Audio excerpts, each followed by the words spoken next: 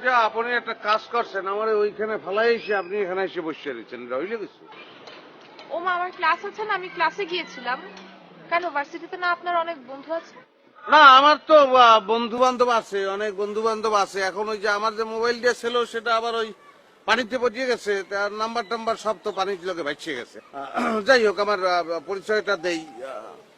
আমার নাম একাব্বর, একাব্বর সুমন। সুমন বললেই সবাই ডাকে। এই জিনিস কোথায় পেয়েছিস? আরে আমাদের রিলেটিভ বেড়াতে এসেছে গ্রাম থেকে। হ্যাঁ, আমাদের খুবই ক্লোজ রিলেটিভ। আমি ঢাকায় মূলত আসছি এবার ওই আপনার বিবাহ করার উদ্দেশ্যে।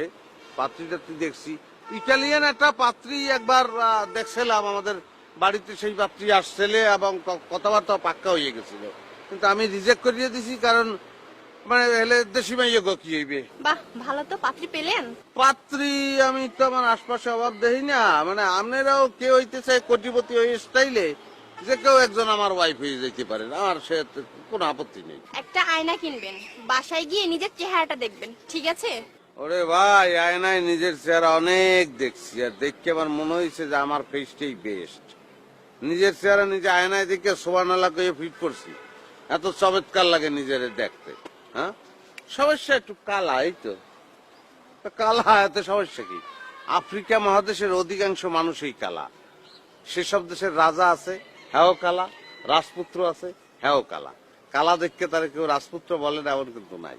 সুতরাং আমিও একজন প্রিন্স, কালা প্রিন্স। তো আফ্রিকায় যান, আফ্রিকায় হিরো